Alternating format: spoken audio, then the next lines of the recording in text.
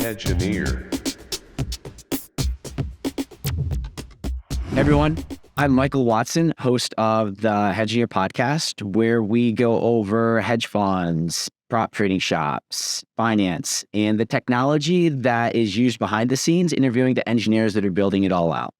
And today we have Neel Somani on, who is the founder of Eclipse, which is building out some of the most interesting technology in the blockchain space around ZK rollups. He and I used to work together at Citadel. He worked in commodities. I was in equities, so never really worked directly together. But a little over a year ago, or around a year ago, he made the jump to go headfirst into the crypto space and has had an awesome trajectory since then. So I flew out to SF in this amazing studio to interview him. Neel, super excited to have you on the show. Yeah, thanks for having me, Michael. Yeah, of course. So I'd love to just kick it off. Give me a little bit about your background. You were at AirBnB, Citadel, then you make this jump into the crypto space. So walk me through how that happened and how you decided to go from a software dev to a founder. Yeah, so like you mentioned, started over at Airbnb. And at that point, I kind of chose that because at the advice of my mentors, they said, if you want to be a founder, one of the best skill sets you can have is just as a software engineer. So I started Airbnb and it was close to IPO. COVID hit, Airbnb was fairly impacted. And then the work got really boring. I still stuck around for another 6 months or so, but I interviewed at Citadel and our mutual friend Kent was going to be my manager, and he was. He just showed me how great it was with the kind of work he was doing. Took me on his yacht, which was definitely a selling factor. So I was there for a while.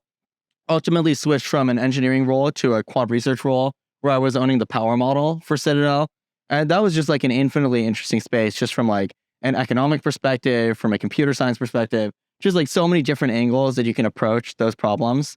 But March rolled around. A lot of my friends were in crypto. They were recommending that I start exploring some ideas in the crypto space. So I was just playing around at that point.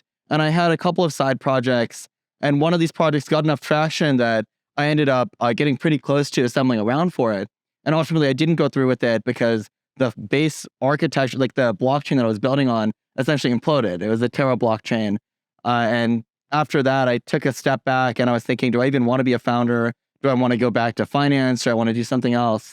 And after taking that time, I talked with researchers and the Ethereum community, which is the biggest blockchain, chatted with folks in the Cosmos community, which is more of an alternative research-oriented community, and was just thinking about what's the future of crypto even going to look like? Is this going to be a ton of headwinds and we're going to have difficulty with adoption? Are there real use cases? What should crypto architectures look like to accommodate those real use cases?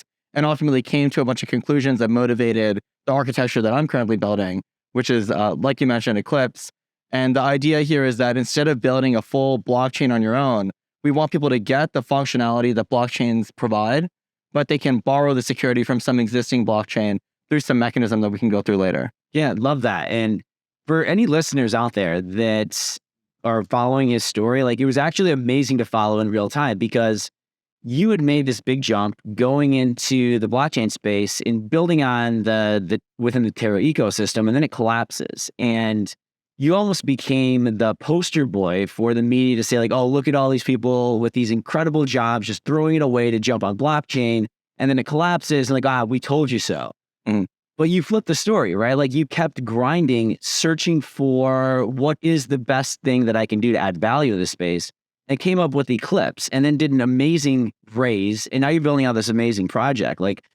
That's an incredible story just in and of itself. What was it like when you almost embraced the some of the values that you had early and turned it into actually a positive, something that you built momentum around? Yeah, I mean, the biggest motivation was just that I believed in the long-term vision for crypto.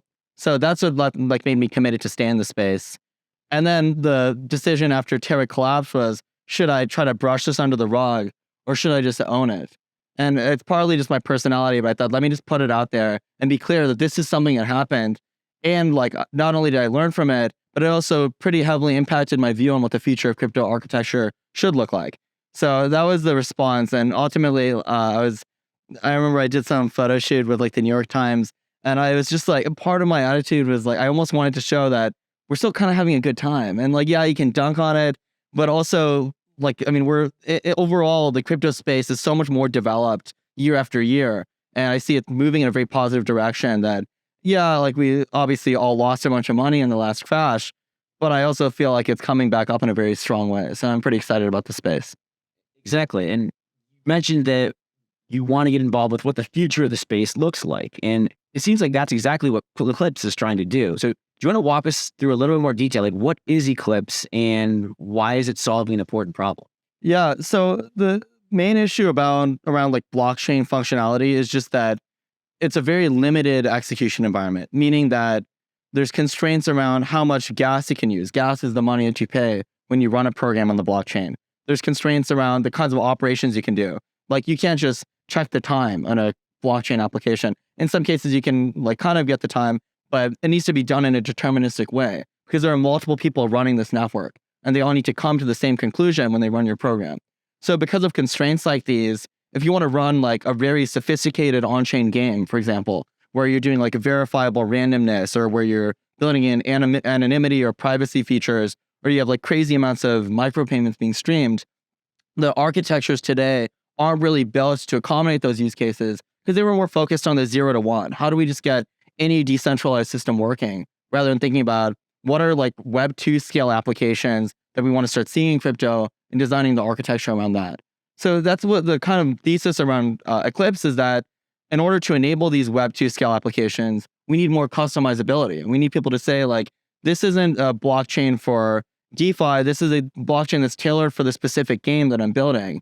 And the problem with spinning up your own blockchain usually is that just from a technical and adoption perspective, it's very difficult. Now everyone needs to put their money on your chain. You have to be an infrastructure expert. So you have to build the chain yourself and you have to build in those custom optimizations. Whereas with Eclipse, we spin you up that chain for you. And instead of trying to bootstrap security yourself by trying to run nodes on the network, instead you can borrow the security from Ethereum or from one of these great chains that already exists. Got it. And so one of the things that I think you guys do that's unique in terms of spinning up your own chain is you fully embrace ZK rollups. And that's a space that's pushing out boundaries right now within the decentralized technology space. It's not just blockchain. It's a way to be able to do these decentralized computations. How do you explain what a ZK rollup is or a ZK proof is to somebody that's not familiar with them? Yeah, I think I'd start from like the use case perspective where, like, let's say you're running a program in Amazon Web Services. You can tell Amazon Web Services, hey, I want to run this program, and they'll give you the result, but you don't really know if AWS ran that program correctly. There's no evidence you have, there's no verification. You could look at every single step that AWS did, and you could really go all the way down to the assembly level and make sure that they're doing every operation correctly. But that's just like so cumbersome and it's impractical. So what a ZK proof is doing is it actually does look at every single line of every operation that quote unquote AWS or some other operator is doing. And it can verify constraints to make sure that those operations were all executed correctly. So for example, if you added two numbers A and B and you set it equal to some third variable C, then it would verify that A plus B minus C equals 0. And that would be an example of one constraint. You can create a bunch of constraints like this that basically constrain the program's execution so that the program couldn't have done anything that is not consistent with the instruction set that you're using. So when I'm executing a transaction as a user with a zero knowledge proof, opposed to submitting a transaction to the mempool on the blockchain, is there a difference from what I'm seeing as a user between the two different implementations? In an ideal world, it would not look different at all. It's just one mempool versus another. The only question is who's executing it and what do they do in order to ensure the security of that transaction's execution. Whereas for something like on Solana or Ethereum, you have basically everyone in the network repeating the execution of this transaction. And if the leader, now Ethereum uses proof of stake, but if the leader does an invalid state transition, then all of the nodes in the network are fully running every single transaction. So they'd see that and they'd just ignore it or they'd stop listening to that leader. Whereas for a ZK proof, it would be more like you have a single node, or it could be like a set of nodes that are executing these programs. And instead of everyone having to re-execute and seeing if anything invalid happened, they provide that very minimal proof or that evidence that they actually did it correctly. And everyone can just verify this little piece of proof efficiently. In the same way that if you had a data set and you wanted to verify that it was being stored correctly, you can produce a hash. And then at any point, if someone tries to give you a data set and they claim that that data set's true, that it's the same data set, you can hash it yourself and verify that the hash matches up. Do you see ZKs going beyond blockchain, where they could be used maybe by a centralized service in AWS, not necessarily use a lot of the decentralized blockchain technology that exists? Yeah, it definitely would solve, I think it would solve like half the problem. And that when you look at the result from AWS, now you can verify that it was correct. But what it doesn't solve is censorship resistance, in the sense that if you have centralized AWS running every program, then at some point they can refuse to run programs. And that's something that blockchain is designed to prevent or mitigate against. Whereas this is something that's actually happened with AWS and GCE. They've kicked off like Parler, for example, like the conservative social media site. There's a bunch of different social media sites and just other pieces of information that are really easy for the government to censor. Just because you just go to these American companies like Amazon or Google, you're like, hey, shut that down. Like, we don't want to see that. And a blockchain won't ever do that. Love that. Let's pivot off the blockchain stuff and go a little bit more to your experience going from a software developer, quantitative developer role into a founder. And the types of problems that you're trying to solve are different. What was that transition look like? And what do you spend your time on now that you probably weren't thinking about before when you were a dev? Yeah, I mean, the biggest difference is I just don't write code anymore, or I write very minimal code. I'm still involved in like almost every architecture decision, but definitely would, I mean, it would be great if I could spend more time on code, but it actually isn't really a super high ROI use of time, because I'm far better off hiring someone really great who can really thoroughly own that piece of code and think about all the complexities around it. And then I can just make sure that at a high level, things are moving in the right direction. So that's like the biggest shift, I think, from moving from just like a pure engineering role to something where you really shouldn't be in IC. It's actually an indication that you're probably understaffed or there's something going wrong from a managerial perspective. And also just joining such a, I mean, this is a company that's less than 10 people at this point. With so few people, everyone's involved in everything. And definitely there's some siloing. If you're an engineer, you're probably not as familiar with the BD process, but it's at that small point where, especially in the BD process, it's not just like being a BD, like a business development manager at some huge company. Instead, it's like, I actually talk with like the founders of these companies, and I'm there at the initial sales process. We do the traditional BD stuff. There's some product strategy, and maybe we even slightly change the positioning of the product to accommodate some of these unexpected use cases. And that's the kind of exposure across verticals that you probably wouldn't get in some other role. Mm-hmm. And so you touched on BD a little bit, and there's BD from traditional startups, traditional companies, and there's BD in crypto. And there's overlap for sure, but the things that you're focusing on can be very different. How do you compare BD, business development, corporate development for a crypto company versus a traditional startup or traditional non-crypto entity? Yeah, good question. I think that the first difference is that for BD for crypto, there's also the ecosystem component to it, which is that people own the token, they feel a part of the community, and that's actually a very desirable property because they own part of the protocol too. So you're sharing the ownership of everything you're doing, and you're not necessarily just looking at cash flows into your company, but you're also thinking about value accrual to that token. Whereas for a traditional C Corp, you'd be thinking about what's the value of our equity that's typically informed by the cash flows coming in. So that's one difference. And the part that's similar, which is like shockingly similar because there's a lot of crypto shenanigans that would make you think otherwise, but that 0 to 1 phase is basically the same. The sense that you want to find a great like use case, just a single use case that you can build around and that people are very excited about, rather than just having a million protocols deploy their code to your blockchain. And none of those protocols are likely to be well suited to what you're building because it's uninformed. You've just brought a bunch of protocols who aren't actually your ideal customers, and they don't fall within your ideal customer profile. So narrowing down what's the ideal customer profile and doing that 0 to 1 phase, just getting a small cohort of customers that are really excited about what you're building, and then moving from one to end. That process is pretty much identical in my opinion. One of the things I've noticed is that there's not a lot of really good KPIs that a BD team can focus on and just optimize. Whereas in traditional world, you have revenue, you have sales, you have number of users, you have like time spent with product. And there's metrics that can translate that into a valuation of the equity. Yeah. So the investor can connect those two dots and allows a BD person to say like, hey, I need to growth hack sales. I need to growth hack customer acquisition via business development. And crypto doesn't necessarily have that direct metric relationship to the value accrual of the token. Are there any KPIs that like you look for that you think is a really good metric for value accrual other than just token go up? Yeah, it depends on the protocol and what their tokenomics is. So what are they in the business of providing, and how can you align the value that your users are getting out of that to the value accrual to your token?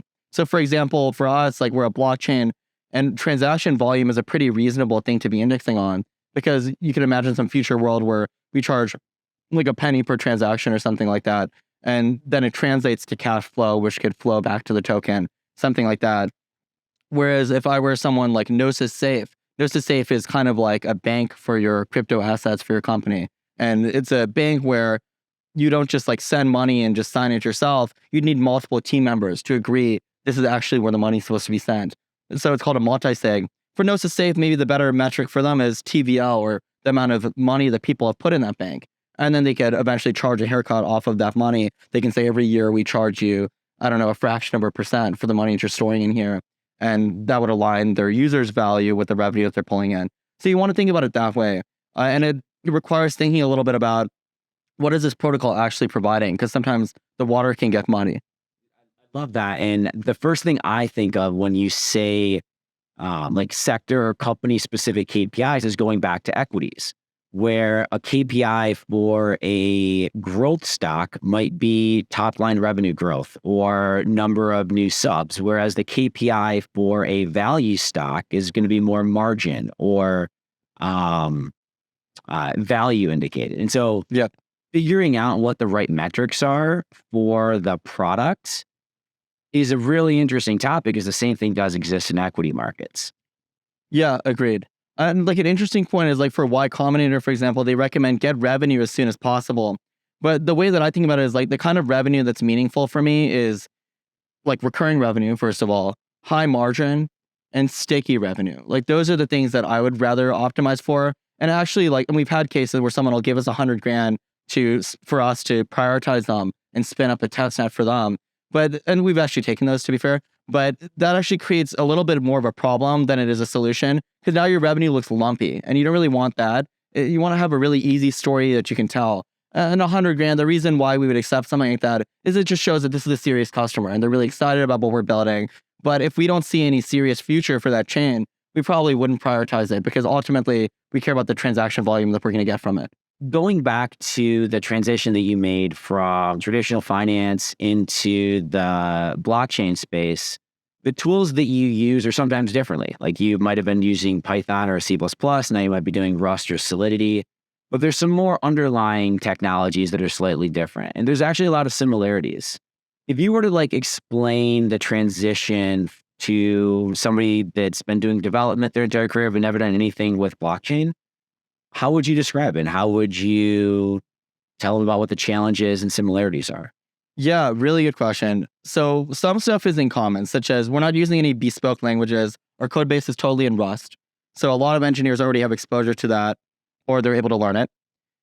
The stuff that's different is that the blockchain tech stack is far less developed than, for example, the web development tech stack. Web development, you can pick, I want to run a Linux like EC2 instance, or I could use Google Cloud and run Windows. I could pick whatever web server I want. I can pick my database, and it's also modularized.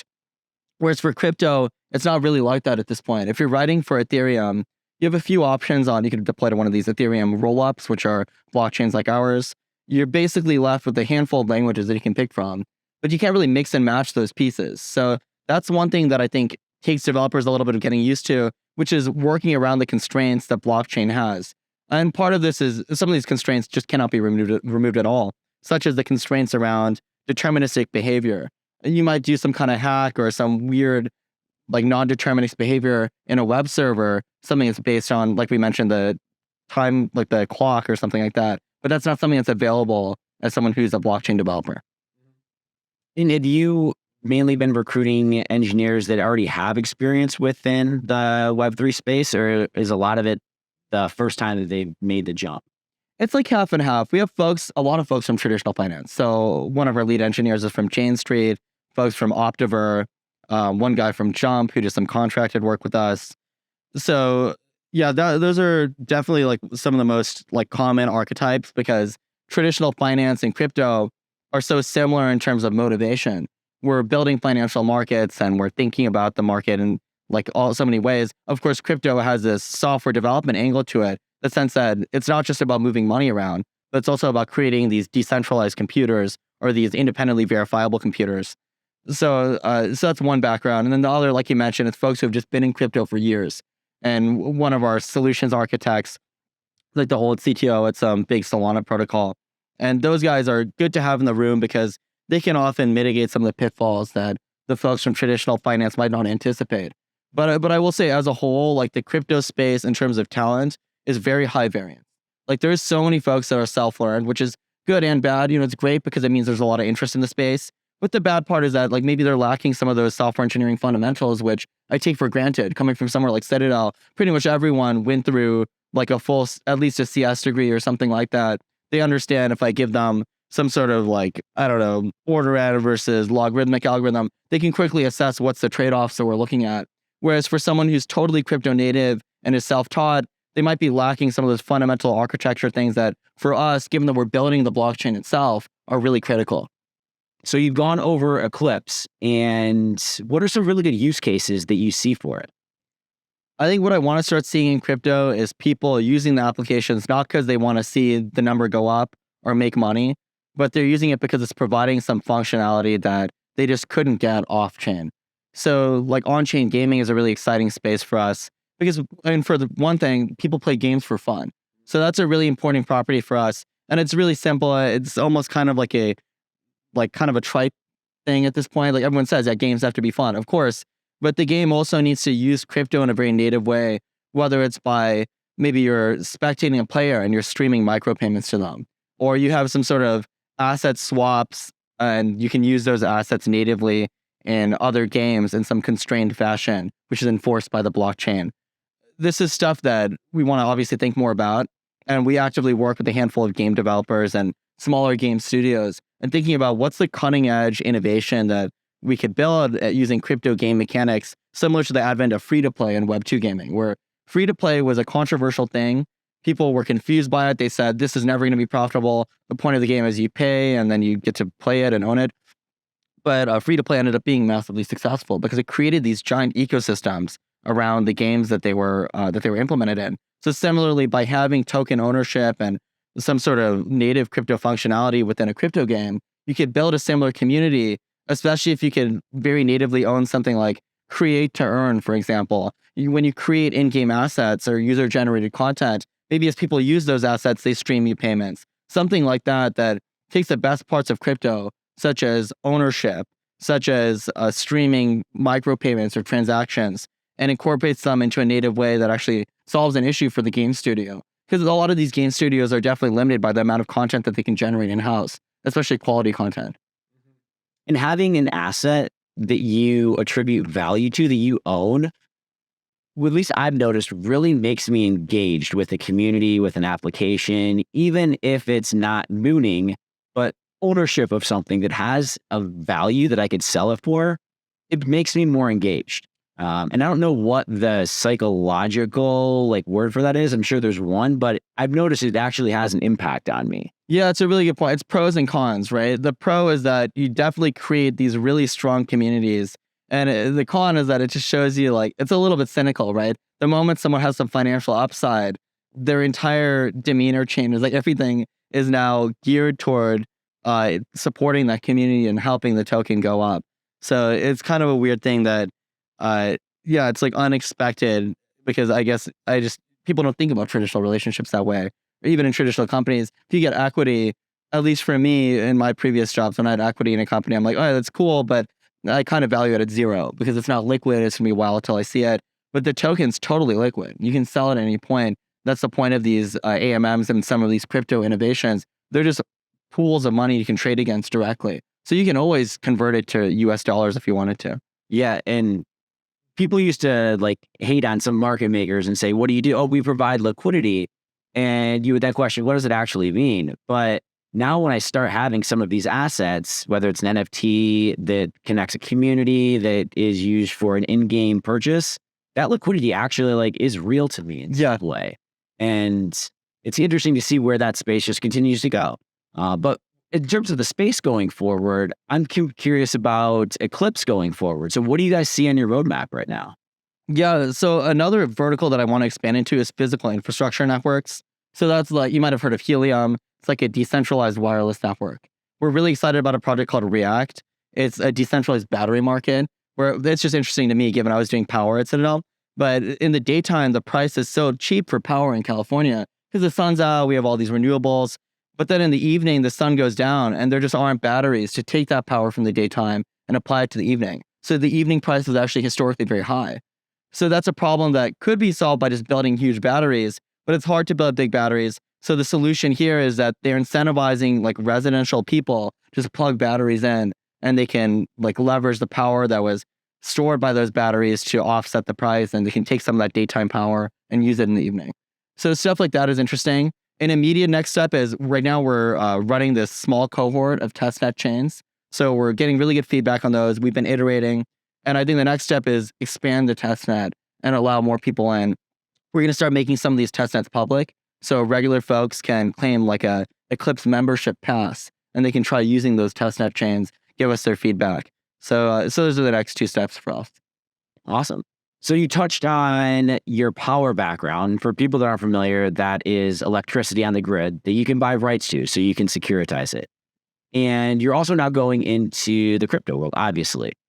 What do you find in similarities between the commodities space as well as the crypto space, and where are the differences? Yeah, well, what's cool is that some of these efficient market structures, which are tried and true in the commodity space or in traditional finance, such as the auctions that happen, these uniform clearing price auctions in the power market, where they basically take bids from power producers and they estimate what's the demand and they clear the price at the economically efficient price. Those concepts are often incorporated into crypto, such as, let's say you have an order book on a crypto exchange. You don't want to let all the value accrue to the first folks who get their money in, because those guys can make sometimes like painful arbitrage decisions for the end user. If I'm just like an ordinary guy and I want to buy Ethereum, someone could like buy it up right before I purchase it, and then they can sell immediately after. So that kind of manipulation, you kind of want to mitigate it a little bit. It's called a sandwich attack. So you can build in things like batch auctions to fight against that, which are concepts from traditional finance.